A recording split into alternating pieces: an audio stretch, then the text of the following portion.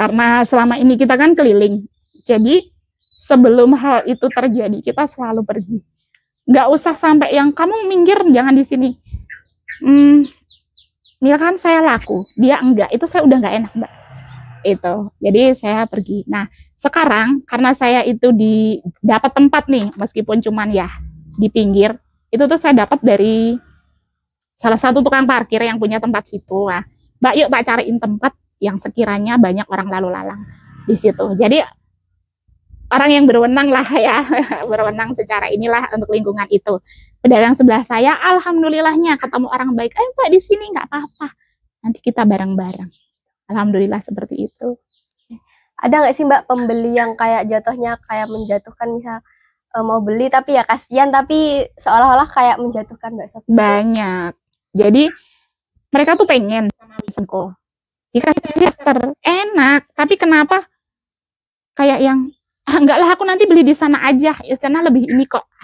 Ada yang juga dandanannya keren nih, kayak berduit, dengar harganya kok dia kayak nggak jadi, nggak berkenan, apa nggak punya duit, nggak tahu.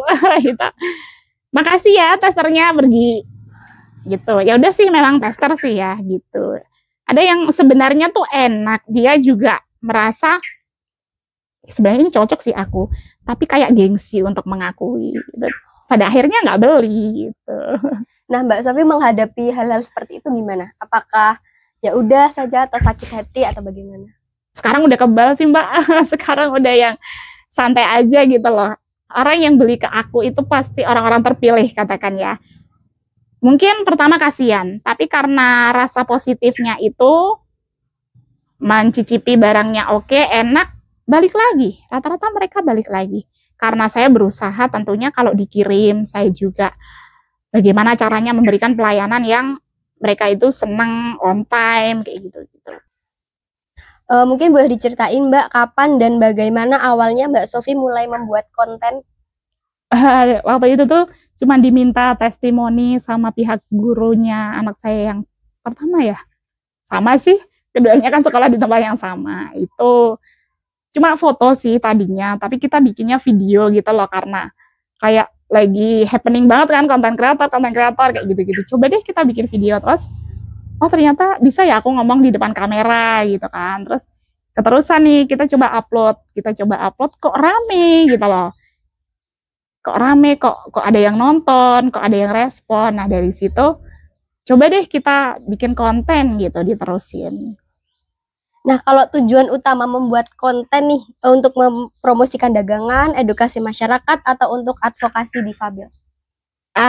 Lebih ke awalnya ya jualan, biar orang tuh kepikiran Malioboro ingat kita. Gitu. Jadi apa ya, menumbuhkan tagar baru gitu. Nah, kalau untuk proses produksi kontennya Mbak, siapa yang ngambil video, edit, atau upload gitu? Apakah Mbak Sofi atau suami? Kalau yang ambil gambar kita gantian, edit suami semuanya. Voice over saya, upload suami yang menjadwalkan, dan itu saya cuma voice over aja. Konten mana sih Mbak yang pertama kali viral, dan gimana perasaan Mbak Sofi ketika konten itu viral?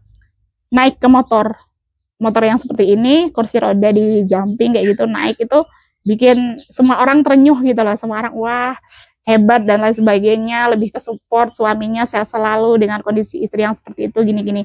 Nah, dari situ mulailah kita oh bisa nih untuk edukasi gitu lah. Jadi kalau mungkin ada yang memandang difabel seperti ini, nah dari situ kita mulai bisa masuk. Nah, kalau perubahan yang dirasakan setelah konsisten membuat konten tuh apa sih, Mbak? Banyak peluang-peluang, Mbak. Banyak peluang-peluang. Kemudian kalau orang awalnya lihat saya seorang pedagang kasongan dengan kursi roda itu mungkin ada minusnya, ada prihatinnya, kasihannya. Jadi sekarang kayak orang ketemu aja sama kita, ih bayang di TikTok ya, gitulah, kayak gitu-gitu ya. Apa ya, istilahnya ada positifnya juga, kadang ada nggak nyamannya juga, tapi lebih ke kita dikenalnya itu kalau dari layar HP itu kayak lebih ke mereka ngerasa ketemu artis kali ya gitu. Walaupun kita juga sama aja sebenarnya gitu loh. Contoh pas makan di mana atau beli apa, komen dia, Mbak aku tadi ketemu kamu loh, tapi mau nyapa malu gitu. Gimana sih Mbak konten ini akhirnya bisa merubah finansial Mbak Sofi? Apakah ada bentuk nyatanya gitu? Jadi yang sangat terasa di tahun kemarin itu pas liburan, kita pas nggak bisa jualan, itu tuh malah banyak pesanan dari DM. Jadi beruntun ada terus gitu loh Mbak, hampir selama 1 bulan ya. Ada terus, entah itu dikirim via ekspedisi, entah ketemu di Malioboro, entah untuk dibagi-bagikan. Ada terus, alhamdulillah. Itu ya kalau makanya dikaitin ya, hidup, agama, dan Tuhan itu semua jadi satu gitu loh. Bahwa ini sudah ada yang mengatur, maka tidak ada yang tidak mungkin dan semuanya mudah. Kalau kita mikir liburan, aduh banyak pengeluaran, nggak ada pemasukan, ternyata enggak gitu. Allah tuh punya caranya sendiri gitu, dan itu yang membuat saya semakin percaya dan yakin kalau materi bukan berarti aku harus ke sana langsung, kemudian apa namanya, aku baru laku, kemudian aku baru dapat uang, enggak.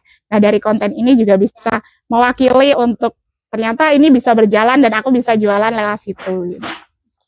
Nah, apakah dengan menjadi konten kreator ini tuh bisa mengubah stigma negatif orang tentang difabel yang hanya minta-minta gitu-gitu Mbak? Iya pasti Mbak, pasti karena zaman sekarang itu apa ya, istilahnya ketika kita punya media dengan follower yang lumayan kayak gitu tuh kita sedikit dipertimbangkan lah gitu.